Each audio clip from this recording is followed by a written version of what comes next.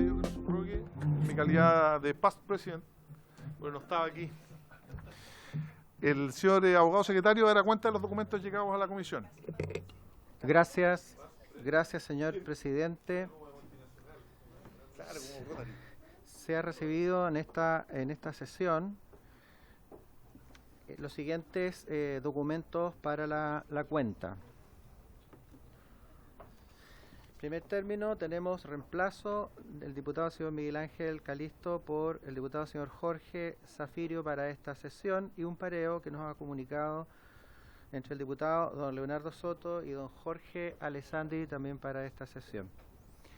Tenemos proyecto iniciado en moción que modifica el Código Penal para eximir de sanción aplicable al delito de maltrato animal a quienes adopten medidas destinadas a controlar en áreas protegidas a la población animal que no tenga carácter silvestre. También el que iniciado en moción que modifica el Código Penal para prohibir y sancionar la reproducción y comercialización ilegal de mascotas y animales potencialmente peligrosos. También proyecto iniciado en moción que modifica la Carta Fundamental para establecer un contenido mínimo de la cuenta pública presidencial. Proyecto iniciado en moción que modifica la Carta Fundamental para facilitar el pago de deudas asociadas a gastos en educación, salud y vivienda. Fiscalía Nacional confirma la asistencia de la señora Ana María Morales Pellar, gerente de la División de Estudios, y don Gonzalo Doroguet, profesional de la División de Estudios. Ministerio de Justicia y Derechos Humanos, asiste el señor Jaime Gajardo, subsecretario de Justicia en calidad de ministro subrogante, acompañado de la jefa de la División Jurídica, doña María Esther Torres, doña Consuelo Hernández, asesora, don Pedro Vega, asesor del señor subsecretario también, doña Estefanía Balser, asesora del señor ministro, doña Paula Recabarren, abogada de la División Jurídica, y Rodrigo Hernández, también abogado de la misma división. Finalmente, correo electrónico de Defensoría Pública, firmando la asistencia del señor Cristian Raza, al abogado de la Defensoría, la cual pidió ser escuchada el día de hoy, señor presidente. Eso es todo. Muchas gracias, presidente. O sea, señor secretario, ofrece la palabra sobre la cuenta. Se ofrece la palabra sobre la cuenta. Diputado Longton. Gracias, presidente. La verdad es que esto no es un punto vario, por lo tanto me parece que más encuadra dentro de la cuenta, porque quería solicitarle un pronunciamiento a la Comisión de Constitución,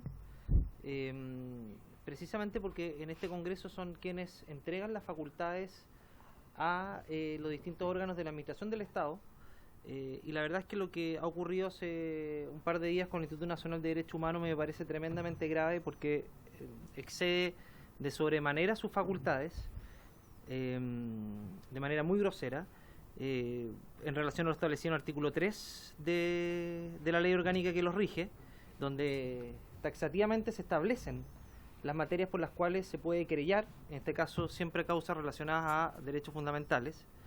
Y en ese sentido, presidente, me parece que hay una infracción clara al principio de legalidad establecido en la Constitución, y esta es la Comisión de Constitución.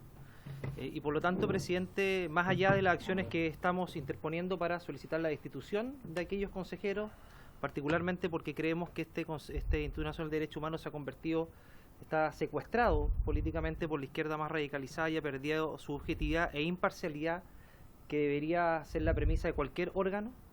Quisiera, presidente, solicitar un pronunciamiento de la Comisión de Constitución para que examine la legalidad respecto a este tipo de acciones en relación a las atribuciones que nosotros como Congreso les entregamos, y por lo tanto, si tuviera bien, presidente, poder tener un informe de la Comisión de Constitución en relación a la historia de la ley que creó el organismo, que creó el Instituto Nacional de Derechos Humanos para precisamente tener un pronunciamiento en ese sentido, a ver si es que esta querella se encuadra en el marco de las atribuciones y facultades que nosotros les entregamos a este organismo. Muchas gracias, presidente. Presidente, gracias, diputado Longton. Sin la intención de generar debate sobre la materia, si la comisión lo tiene a bien, le podemos solicitar a la Biblioteca del Congreso Nacional que nos entregue y emita un informe respecto a lo que usted plantea, diputado. ¿Lo aprobamos por unanimidad? Sí, ok. Disculpe. Entonces, en votación económica, ¿quiénes están de acuerdo en solicitar a la Biblioteca del Congreso Nacional un informe respecto a lo planteado por el diputado Longton? 2, 3, 4, 5, 6. Sí. 6. 7 con el diputado Longton. Se aprueba por mayoría. Diputada Giles. Diputado Sánchez Luego y diputado Soto. Gracias, presidente. Es sobre el punto, ¿no? Sobre el punto, presidente, gracias. Voy a saltarme la parte de la argumentación del diputado Longton respecto si hay o no una izquierda que se ha tomado un organismo, y me quedo con el resto de la argumentación del diputado Longton, en que yo quiero coincidir con que el asunto puede ser de tal gravedad, dependiendo de el informe que emane respecto de la legalidad de los actos ejecutados por el Instituto Nacional de Derechos Humanos, que me parece que tal vez sería necesario acordar, junto con lo que ya se acordó, que exista efectivamente un pronunciamiento, para lo cual ese informe sería clave, pero no suficiente, a mi juicio. A mí me parece que la propuesta que se ha hecho de que haya en nuestra calidad fiscalizadora como comisión, en conjunto, un pronunciamiento respecto de la legalidad o no de los actos que hemos conocido, debería ser acogida, y probablemente, supongo, señor presidente, que llevarlo a sala como una propuesta de emitir ese informe. Muchas gracias, diputada Giles. Antes de entregar la palabra al diputado Soto, solo brevemente, y el diputado Sánchez luego. Sí. Mire, solo hacer presente que este es un debate político. Yo no comparto los fundamentos que plantea el diputado Longton. Por eso le hemos tratado de pedir una opinión técnica a la Biblioteca del Congreso Nacional, que yo creo que nos entrega las garantías a todas y todos los miembros de esta comisión. Sin perjuicio, diputada, aclarar un punto desde el debate propiamente político, que muchas veces en esta interpelación, o lo que hemos entendido por la prensa, uno no entiende bien cuál es la forma. Cuando se va a solicitar esta remoción de los miembros conforme a la ley 20.405, que es la INDH, nuestro reglamento entrega una alternativa de solución y establece que la sala de la corporación se tiene que pronunciar. Se le entregan 10 minutos para aquellos que están a favor de la remoción, 10 minutos en contra, y con posterioridad se procede a la votación por mayoría. Que entiendo yo que ahí sí va a haber un debate político y cada una de las y los diputados podrá entregar su legítima opinión, la compartamos o no. ¿Ok?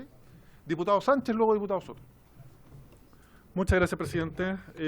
Sí, lo que usted plantea es una modalidad posible.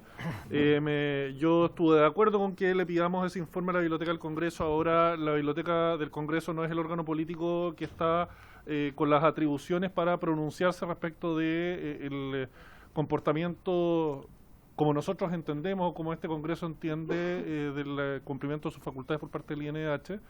Eso tiene otros mecanismos también que nosotros no debiésemos dejarlos de lado, independiente de este informe de la Biblioteca del Congreso. Y solo decir respecto de esto que, claro, lo que ha ocurrido con el INDH puede provocar un poco más de ruido por tratarse de una persona, digamos, pública, podríamos decir, pero la conducta del INDH hace ya largo tiempo es problemática, por decirlo menos. Y yo creo que también corresponde hacer el punto que en las últimas dos tramitaciones de la ley de presupuesto, por lo menos desde la bancada republicana, hemos planteado reducir el presupuesto al mínimo del INDH, y yo creo que también corresponde hacer el llamado a otros sectores políticos que hoy día pueden estar un poquito más escandalizados por el comportamiento del INDH, que, bueno, ojalá exista la mayoría suficiente en este Congreso para que en la próxima tramitación de la ley de presupuesto sí dejemos con presupuesto cero o lo más cercano a cero posible del INDH, que creo que es lo que correspondería con lo excedido de su comportamiento hace ya largo tiempo, no solo con el caso que nos tiene en esta discusión hoy día. Muchas gracias. Muchas gracias, diputado Sánchez. Mire, cerrando el tema, porque tenemos que votar. ¿Y no te dejo la palabra, Leo? Ah, discúlpame. ¿Viste la ahí recién? No. Disculpe, diputado Soto. Disculpe, diputado Soto. No se preocupe. Gracias, presidente. Mire, yo lamento el debate que se está dando hoy día, porque la noticia que tiene preocupado y consternado a todo el país tiene que ver con la corrupción en el sistema judicial chileno. Las revelaciones de los WhatsApp del exministro de la Corte de Apelaciones, Juan Antonio Poblete, han revelado una red donde participan actores políticos, exministros de defensa del gobierno anterior, ambos, y también participan jueces, ex jueces, el ministro de Corte de Apelaciones, y son mencionadas ministras de la Corte Suprema hoy día activas. Entendamos que cuando se revelan este tipo de información que afecta directamente a un poder independiente del Estado, que garantiza la justicia en las decisiones para todos los chilenos, estamos hablando que se está atentando contra un poder independiente del Estado que es base de nuestra democracia. Y todos los hechos, hasta el momento nadie lo ha cuestionado como no verídicos. Y eso es lo grave, cómo se socava la confianza de los ciudadanos en la justicia a partir de esto. Nosotros hemos sostenido como socialismo democrático siempre la tesis de que las instituciones tienen que funcionar, a propósito de todos los juicios de corrupción que ha abierto el Poder Judicial, el Ministerio Público. Pero cuando uno ve de la manera en que se intenta manipular, interferir en fallos judiciales, y si uno agrega la labor del ex abogado Luis Hermosilla, donde participan también ministros del gobierno anterior, buscando interferir en decisiones judiciales de otro tipo, penales, yo creo que estamos en el peor de los mundos. Y estamos abiertos a abrir ese debate. Nosotros hemos hecho un punto de prensa hoy día como Partido Socialista, buscando que se modifique el sistema de nombramiento de jueces y se tomen medidas para proteger a los jueces de estas interferencias políticas. Sin embargo, hoy día lo que se cuestiona es alguien que hace una querella, una institución que presenta una querella para que se investigue esto. Una querella al mismo Poder Judicial, al Ministerio Público, para que investigue estos graves actos de corrupción y atentados contra nuestra democracia. ¿Y qué es lo que vemos acá? Una defensa corporativa de precisamente las personas que se han beneficiado de todo esto, que buscan perseguir al que hace la querella criminal. Mire, esa querella criminal ni siquiera es contra personas determinadas, es contra quienes resultan responsables. Es decir, se le pide a la justicia, al Ministerio Público, que haga una investigación a fondo por casos que tienen profundamente consternado al país por su gravedad como episodios de corrupción. Y aquí, parte de esta mesa, particularmente todos integrantes de la oposición, lo que quieren es perseguir al que está pidiendo una investigación. Bueno, abramos ese debate, no tenemos ningún problema, lo vamos a sostener de cara a toda la ciudadanía, pero cada uno tiene que decidir si está del lado de la corrupción o está en contra de la corrupción. Oye, me van a disculpar, yo creo que el planteamiento lo ha hecho el diputado Longton dentro de la cuenta respecto a un punto específico, cuál es la eventual omisión o actuación del Instituto Nacional de Derechos Humanos. Yo quiero recordar a las y los integrantes de la comisión la autonomía constitucional que tiene como corporación el Instituto Nacional de Derechos Humanos. Ahora, toda la opinión política que nosotros podemos tener respecto de ello está bien y se debe dar en ese seno político. Sin embargo, yo quiero reiterar y hacer presente a las y los diputados, como lo dice, que el reglamento de nuestra corporación establece que el seno para esa discusión política es cuando la mesa de la corporación coloque esta solicitud de remoción en votación en la sala, donde se podrá argumentar y se podrá votar. Reiterar además que todas estas materias, y me parece bien, son objeto de investigación judicial y conforme al artículo 63 de la Constitución Política, nosotros estamos inhibidos, primero no podemos fiscalizar otro poder del Estado y de intervenir cuando haya procesos judiciales conforme al artículo 60 de la Constitución. Entonces yo quiero, cerrado el punto, tomamos ese acuerdo y... Es que yo creo que está agotado el debate, diputado Alessandri, si usted me permite. Es que al diputado Longton no sé si es tan sensato, pero ya intervino. Entonces, no quiero generar debate respecto a este tema y por consiguiente se cierra el punto. La presente sesión número 188, disculpa Jorge, la presente, pues si no vamos a alargar y no vamos a terminar nunca, y también le pido las disculpas, diputado Soto. La presente sesión número 188 tiene como finalidad continuar con la tramitación del proyecto de ley que incorpora a la Fiscalía Supraterritorial en la ley número 19.640, orgánica constitucional del Ministerio Público, modifica otros cuerpos legales que regulan actuaciones de los fiscales y de las fiscalías regionales, que es el boletín número 16.850-07. Y nos acompaña en calidad de ministro subrogante, don Jaime Gajardo, a quien le agradezco su participación, y también la acompaña, también invitada, doña María Esther Torres. También nos acompañan del Ministerio Público y han sido designados conforme a la situación la señora Ana María Morales Pellat, que es la gerente de División de Estudios, y don Gonzalo Droguet López, que es profesional de División de Estudios. Yo le invito, como está invitada, a participar de esta sesión, lo mismo que al señor representante de la Defensoría Nacional, un conocido por todas y todos, don Cristian Irarrázaval, quien va a exponer. Se ha acusado por lo planteado don Luis Cordero, ministro de Justicia, que se encuentra fuera del país, y don Ángel Valencia, que nos ha enviado a la jefa de sección. Y María Esther también está invitada. Yo le dije a María Esther que podía, sí, pero también está invitada conforme a la citación. Y nosotros acordamos en la sesión anterior poder votar en general este proyecto y abrir un plazo de indicaciones. Sin embargo, también se tomó el acuerdo de poder escuchar en esta instancia a la Defensoría Penal Pública respecto a este proyecto de ley antes de proceder a la votación general, y al efecto le quiero ofrecer la palabra a don Cristian Irarrázaval para que entregue la opinión de la Defensoría Penal Pública. Hago presente a las y los invitados, las y los diputados ya lo saben, que por acuerdo de comité se suspendió la segunda franja de comisiones en atención a la problemática climática que afecta al país y que muchos parlamentarios quieren, y también autoridades de gobierno, estar en in situ para poder ver cómo colaborar con esta crisis. Don Cristian. Ahí está el micrófono. Muchas gracias por la palabra, presidente. Voy a hacer lo más breve posible. Nosotros en general estamos de acuerdo con este proyecto, parece una solución creativa. Si uno mira el derecho comparado, no hay muchos países que tengan una fiscalía supraterritorial similar a esta, pero bueno, puede ser una solución interesante para enfrentar los nuevos fenómenos de criminalidad que vive nuestro país. Así que nosotros no tenemos comentarios, digamos, o sea, no tenemos una posición en contra ni nada similar a este proyecto de ley. Eso sí, tenemos ciertas inquietudes. En concreto, tenemos dos inquietudes que nos gustaría plantearle a la Comisión. La primera tiene que ver con el equilibrio del sistema procesal penal.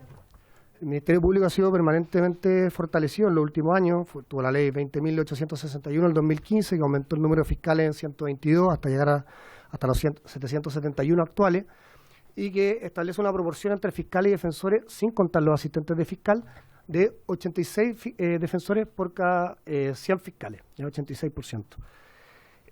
Esa proporción se va a ver fuertemente alterada cuando salga la nueva ley de fortalecimiento del Ministerio Público, que se está tramitando en primer trámite en el Senado, y que va a aumentar en 205 el número de fiscales, además de aumentar en 337 profesionales, 118 técnicos, etcétera. Y eso puede generar un problema a nosotros en dos sentidos, digamos. Primero, en que la carga de trabajo va a ser muy dispar, y eso va a hacer que, evidentemente, como el sistema adversarial que nosotros tenemos, tanto el fiscal como el defensor tienen que construir un relato, ¿cierto?, en base a las pruebas que hay para exponérselo al juez. Obviamente la calidad del trabajo que va a poder hacer el Ministerio Público va a ser muy superior al de la Defensoría si tienen menos, o sea, tienen una carga más razonable de trabajo. En segundo lugar, vamos a tener un problema práctico de apertura de sala. Es decir, a medida que si salen 205 fiscales nuevos por la ley de fortalecimiento, más los 35 que vendría a agregar esta ley de supraterritorialidad, la pregunta es, ¿qué hacemos nosotros como Defensoría Penal Pública para tomar los juicios que eso va a implicar? Por supuesto que muchos de los casos más grandes que va a haber esta Fiscalía Supraterritorial, uno esperaría que van a tener defensor privado, va a ser casos donde van a tener plata para un abogado particular, pero estos casos normalmente incluyen muchos imputados juntos, y los mandos medios o los pequeños, digamos, los pequeños eslabones de la cadena normalmente los tenemos nosotros. Entonces nosotros también tenemos que tener un defensor sentado en esos juicios que duran 2-3 años, y eso nos va a implicar un problema. En paralelo a esto, señor presidente, como ustedes ya saben, el Ministerio Público se han dado una serie de facultades adicionales desde el punto de vista investigativo, ¿cierto? Facultades intrusivas con el proyecto de ley de reincidencia reciente, que ya no requieren control judicial, agente encubierto, entregas vigiladas por el 226A del Código Procesal Penal, geolocalización y registro de llamadas del 218 ter del Código Procesal Penal, la nueva ley de delito económico, etcétera, que han ido ampliando sus facultades. Todo eso puede estar bien. El temor que nosotros tenemos es, si ya se está creando este órgano que va a ser un verdadero leviatán en cuanto al poder que va a tener, el nuevo proyecto de supraterritorialidad, el temor que nosotros tenemos es que además concentra mucho el poder dentro del Ministerio Público en torno al cargo del fiscal nacional. Parece necesario efectivamente reforzar la figura del fiscal nacional, pero la pregunta es si en este proyecto los límites no son un poco difusos, esa es nuestra inquietud. Solo por mencionar 3 normas, para dar un ejemplo. En el artículo 37 bis se señala en qué hipótesis va a poder investigar esta Fiscalía Supraterritorial. Y se señala que es cuando hay antecedentes que hagan presumir la existencia de una asociación delictiva o criminal. Asociación delictiva, por ejemplo, son 3 personas que se juntan para cometer 2 o más delitos en la práctica, ¿ya? Así, eso es lo que dice el tipo penal del artículo 293. Dice acción sostenida en el tiempo, pero en la práctica, por la etapa en que estamos en el proceso, va a ser 3 personas que se han reunido para cometer 2 o más delitos. Entonces, creo que el 37 bis, a nuestro juicio, es una carta en blanco para que el fiscal supraterritorial pueda elegir con qué causa se queda. Estas contiendas de competencias que se van a generar entre la Fiscalía Supraterritorial y los fiscales regionales las va a resolver el mismo fiscal nacional, quien a su vez nombra y remueve a este fiscal supraterritorial según su exclusiva confianza. Entonces lo que puede pasar es que el fiscal nacional diga, a través del fiscal supraterritorial, me quiero quedar con esta y esta otra causa, que no necesariamente son crímenes organizados de lo más peligroso que hay en el país, sino que son causas que a la Fiscalía Nacional le interesa tener, digamos, investigar. Y lo mismo, creemos que esto se combina con el artículo 37 de CIES del proyecto, que le permite al fiscal nacional impartir instrucciones particulares en estas causas. O sea, más el fiscal nacional puede intervenir directamente a través de instrucciones particulares. Como decimos, no es que nosotros estemos en contra de fortalecer la figura del fiscal nacional, parece razonable, pero también sería bueno ponerle controles. El nivel de poder que se le está entregando al fiscal nacional en estos casos exige a nuestro juicio, creemos, digamos, para que funcione bien, que hayan ciertos controles que se pongan, por ejemplo, en caso de que hayan reclamos administrativos por cómo se está llevando la investigación por parte ya sea de la víctima o de la defensa, para que se dé garantía a los intervinientes que esos reclamos sean resueltos por un externo, en este caso quizá por el Pleno, o sea, por la Corte Suprema y no por el mismo fiscal nacional, que es lo que sucedería de otra manera. En resumen, señor presidente, nosotros estamos de acuerdo con el proyecto de ley, parece ser puede ser un avance, pero nos inquieta tanto el desequilibrio que puede generar el proceso penal si no se dan algunos recursos a la Defensoría Pública para poder abrir las salas y para poder hacer nuestro trabajo, y también, por otro lado, la concentración excesiva de poder en la figura del fiscal nacional sin generar mecanismos claros de control en caso de control externo, en caso digamos, que permitan mantener esas responsabilidades. Gracias, señor presidente. Muchas gracias a la Defensoría Penal Pública. Se ofrece la palabra. ¿Alguna pregunta? Solo precisar que seguramente cuando se refirió a Leviatán no se refirió al monstruo del Apocalipsis, sino que como a algo, la RAE en su segunda acepción, algo grande que hay que controlar, ¿sí? No, está bien, por eso se lo planteaba, para dejarlo claro. Se ofrece la palabra, soy más católico que... Dígame. ¿Sí? Sí, respecto a un punto de la Defensoría, agradecer la exposición, sería difícil no establecer la intervención de la Fiscalía Supraterritorial cuando no existieran antecedentes que presuman la intervención de asociaciones delictivas o criminales, porque si no estaríamos llegando tarde. Si ya está la Fiscalía no supraterritorial en estas organizaciones, una vez que se determina que estamos frente a asociaciones delictivas o criminales, la verdad es que ya la mitad del camino está recorrido, por lo tanto no se justificaría a esa altura una Fiscalía Supraterritorial. Creo que la Fiscalía Supraterritorial precisamente se justifica porque cuando existan antecedentes, esta Fiscalía puede operar en los tiempos cuando correspondan, que es en el inicio o a pocos días de iniciar una investigación que haga presumir aquello. Y por otro lado, presidente, nosotros en la ley de reincidencia aprobamos respecto a las técnicas especiales de investigación que cuando se presuma fundadamente que estamos frente a una asociación delictiva o criminal, las técnicas especiales se van a utilizar.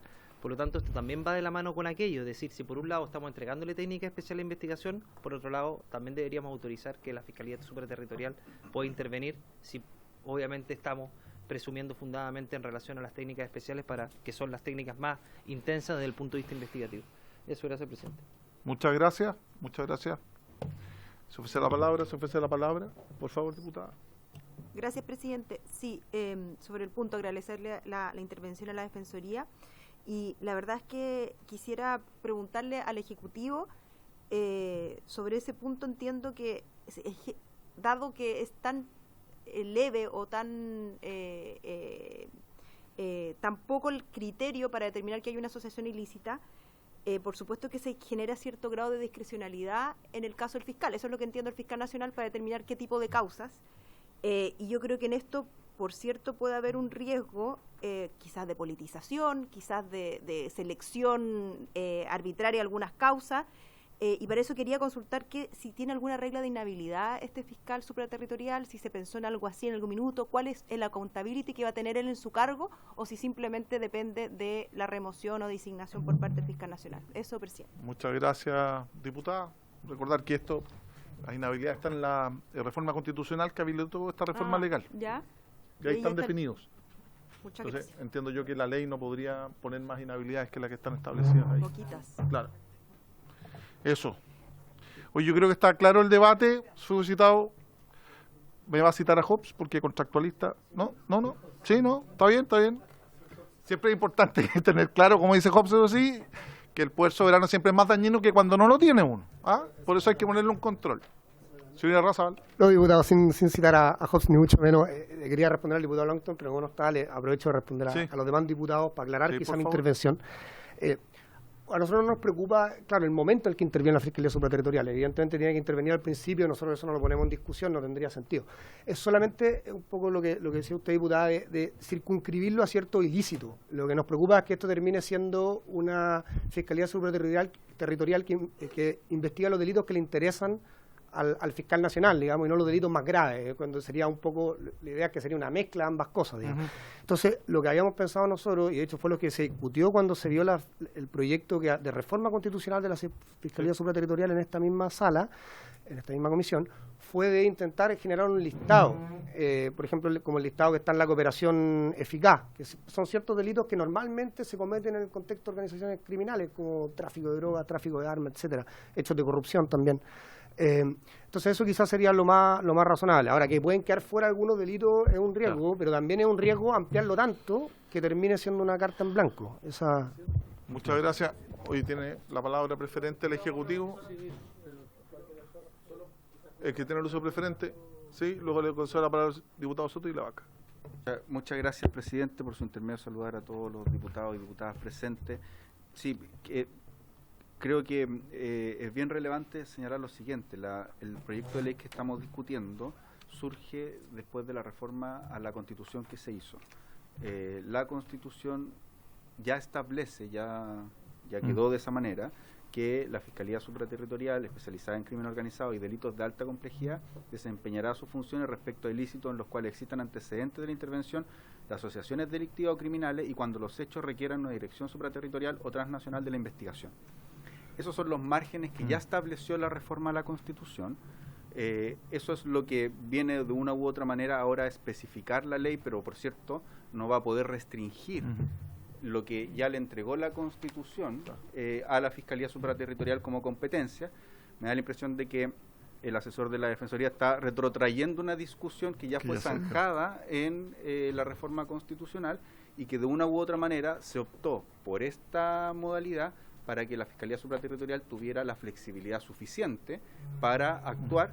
Se están efectivamente generando los mecanismos para que el fiscal supraterritorial, ya lo dice la reforma, pero se especifica en la ley, y en la modificación a la ley orgánica del Ministerio Público, el fiscal supraterritorial es de confianza del fiscal nacional y va a actuar bajo ciertas circunstancias bien establecidas, se establecen las contiendas de competencia. Entonces creo que, por cierto, cada uno puede tener una opinión respecto a cómo quedó la reforma constitucional, pero la reforma constitucional ya estableció los márgenes de la Fiscalía Supraterritorial y lo que nos corresponde ahora es ver cómo esto se especifica y se implementa en la reforma a la ley orgánica.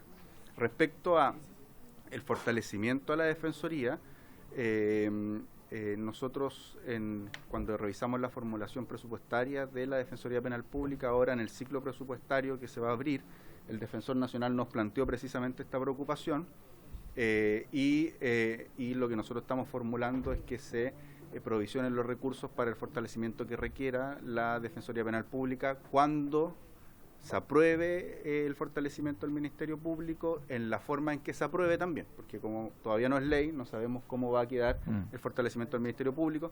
Nos parece una preocupación pertinente la que tiene o manifiesta en esta mesa. Sin embargo, el fortalecimiento de la Defensoría Penal Pública puede venir por presupuesto y no requiere ley, a diferencia del fortalecimiento del Ministerio Público, que requiere una ley específica y no necesariamente a través de presupuesto, pero es algo que el Defensor Nacional ya lo planteó en la formulación presupuestaria de la partida 7 del Ministerio de Justicia y Derechos Humanos. Nosotros la tomamos, lo formulamos así en el ciclo de formulación presupuestaria y se están tomando las provisiones para que en el evento que sea ley, eventualmente se vea qué tipo de fortalecimiento va a requerir la Defensoría Penal. Muchas gracias por la claridad, ministro. Diputado Soto, diputado Vilavaca, y votamos. Gracias, presidente. Saludar por su intermedio al subsecretario, al representante de la Defensoría. Me parecen razonables los planteamientos, presidente. Creo que ya se han dado todos los argumentos y el respaldo transversal a la iniciativa que se está planteando. Creo que es fundamental para enfrentar el momento de crisis de seguridad y especialmente tener mayor especificidad a la hora de la investigación en materia de crimen organizado. pero siempre es prudente que tengamos los contrapesos a los poderes adecuados y los mecanismos de rendición de cuentas y de resolución de conflictos, de contienda de competencia que sean adecuados para que no se generen problemas prácticos, ¿no? Y desde esa perspectiva, yo creo que sería bueno a lo mejor darle una vuelta al tema de cómo los grados de discrecionalidad, ¿verdad?, con los cuales pueda contar el día de mañana el fiscal nacional, quien sea que esté en ese cargo, digamos, a la hora de tomar ciertas decisiones respecto, ¿verdad?, porque el campo de acción respecto del crimen organizado en términos generales es muy amplio. O sea, no estamos hablando solamente de organizaciones criminales de narcotráfico, de trata de personas, de secuestro extorsivo, puede tratarse también de delito económico, puede tratarse de temas vinculados incluso a la política. Es decir, el campo es tan amplio que si la discrecionalidad es demasiada, obviamente que puede generar algunos problemas de confusión en el camino, que queremos evitar. Ya, yo creo que eso sería bueno aclararlo, que tengamos normas objetivas, claras, explícitas respecto de cuándo se requiere la intervención de la Fiscalía Supraterritorial, cuándo la competencia es de la Fiscalía de carácter regular, normal, y cómo se resuelve esa contienda de competencia que en los hechos va a surgir. Necesariamente va a surgir, más allá de la discrecionalidad o de la opinión del fiscal nacional. Muchas gracias, diputado Vilavaca, luego al Ministerio Público. Sí, presidente. Yo encuentro que, sobre todo en esta fase, la discusión a la cual hoy día nos invita la Defensoría, no sé si procederá.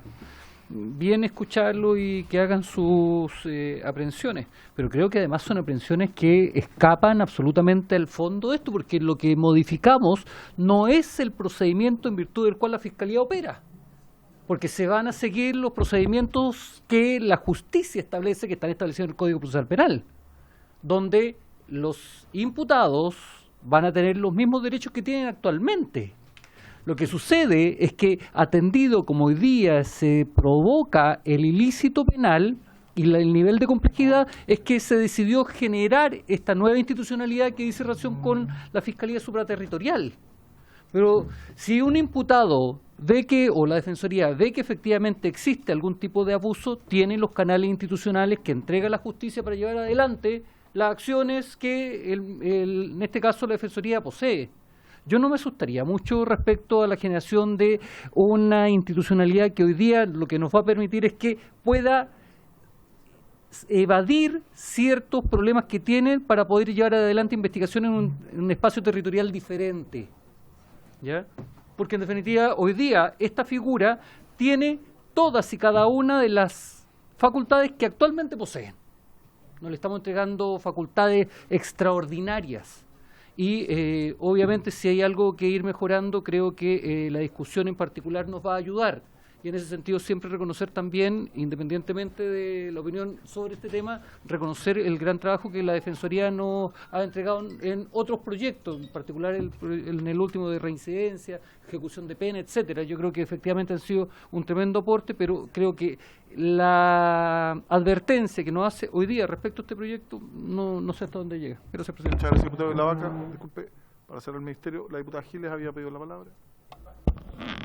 Sí, presidente, a mí me da la impresión de que estamos, a propósito de la exposición de la Defensoría, entrando en lo que sería un debate en particular, en que yo tengo una opinión, que solo voy a anunciar un titular, dado que aquí se han entregado algunas opiniones, que dado las restricciones que ya tenemos, que la ha descrito por su intermedio el señor ministro, con toda claridad, el marco en que se mueve esta legislación que vamos a votar en general hoy, yo más bien me concentraría en, por ejemplo, el sistema de nombramiento y la confianza exclusiva, sobre lo cual también ya reflexionamos antes acá, y creo que ahí, en mi opinión, está el problema fundamental que tiene este proyecto. Sin embargo, presidente, como se trata de una discusión en particular lo que tenemos que definir hoy es si queremos o no que haya un instrumento como este, yo le pediría que cerremos el debate y podamos votar en general, presidente. Muchas gracias, diputada. Mire, siguiendo su misma línea, lo planteaba el diputado Ilavaca, esto es un tema de persecución criminal que siempre está supeditada o con un control jurisdiccional, o sea, nunca va más allá. Uno podrá discutir si la acción delictiva o criminal que modificamos y que ya es ley de la 21.567 fue buena o fue mala. Uno podría discutir si la reforma constitucional que establece que es de exclusiva confianza el fiscal superterritorial del fiscal nacional, pero eso ya está aprobado y nosotros no podemos limitarlo. Pero eso queda para la discusión en particular. Y obviamente el tema de la defensoría queda en la propia ley de presupuesto que plantea el señor ministro. Yo creo que estamos ok y vamos a proceder a votar en general entonces este proyecto de ley, señor secretario. Gracias, presidente. Presidente, sí. Una vez que se vote, tenemos que recordar que las indicaciones tienen que presentarse en la medianoche del día anterior a la sesión y es el día. Sí, lo que le reitera al señor secretario que el presidente permanente estableció que lo vamos a empezar la discusión en particular La medianoche del martes 18. el martes 18. Para presentar las indicaciones, como plazo para presentar las indicaciones para poder tener en este proyecto. Porque este proyecto se va a ver el miércoles 19, se inicia la votación en particular. Ok. No necesariamente Sí. tendríamos Sí. hasta el martes 18 a la medianoche para presentar las indicaciones. Reglamento, diputado Alessandri. No, solo para aclararle a las personas que están viendo el video, usted se refirió al diputado Calisto como presidente permanente, y se puede llevar a que algunas personas se asusten. Es presidente titular, Sí, pero puede no ser. permanente. Es que en el sentido que yo soy accidental. La democracia siempre es temporal y depende de las mayorías Es que que va a se ser vayan dando. permanente mientras no lo censuremos, pero ese es otro tema. Para que diputado. no vaya No, para que no vaya a sentir nadie que es permanente. Muy bien, diputado. Oye, sobre el punto, diputado Giles. Sí, yo quisiera pedir, como vamos a tomar el acuerdo y vamos a votar y están recordando el acuerdo previo, me gustaría agregar, tal vez lo dejo a su criterio, que pudiera la Defensoría acompañarnos en la discusión en particular también, ¿cierto? Sí, fue una definición que tomamos que en toda la discusión particular respecto a esta materia siempre va a estar participando no solo el Ministerio de Justicia o quien el ministro designe, sino que también el Ministerio Público quien designe y también la Defensoría Penal Pública o quien designe. Esa ha sido una resolución que hemos tenido siempre presente, ¿ok? En la discusión en particular. Y el acuerdo adoptado por esta comisión es que la discusión en particular comienza el 19 próximo, por consiguiente, plazo de indicaciones hasta la medianoche de ese día, si es que se aprueba en general. En votación en general, señor secretario. Gracias, señor presidente. En votación en general el proyecto. Don Jorge Alessandri. A favor. A favor, don Jorge. No. Ah, sí, estoy parado con el diputado Soto. Tiene razón. Perdón. Perfecto. No, retiro lo... Don Raúl Soto. A favor, señor A favor. secretario. Don Gustavo Benavente. A favor. A favor, don Gustavo. Doña Camila Flores. A favor, don A Patricio. favor, doña Muchas Camila. gracias. Don Marcos Ilavaca. Completamente a favor. A favor. Don Marcos. Doña Pamela Giles. Presidente, aprovecho de decir que yo tengo la impresión de que no se ha tomado el acuerdo, de que en esta discusión en particular nos acompaña la Defensoría. Por eso es que proponía que tomáramos ese acuerdo. Por la afirmativa. Afirmativa, doña Pamela Giles. Don Raúl Leiva. A favor. A favor, don Raúl. Don Andrés Longton. A favor. Gracias. Doña Javiera Morales. A favor, doña Javiera. Don Luis Sánchez. A favor. A favor, don Luis. Don Leonardo no está. Tenemos a don Jorge Zafirio. A favor, don Jorge. Señor presidente, tenemos 1, 2, 3, 4, 5, 6, 7, 8, 9, 10. 10, 0. Se aprueba por unanimidad entonces, tomando el planteado la diputada Giles, entonces que participen también en la discusión en particular el Ministerio de Justicia, el Ministerio Público y la Defensoría Penal Pública, sus titulares o quienes ellos designen. ¿Estamos todos de acuerdo por unanimidad? Se aprueba por unanimidad. Y por haberse cumplido el objeto de la sesión, está celebrado.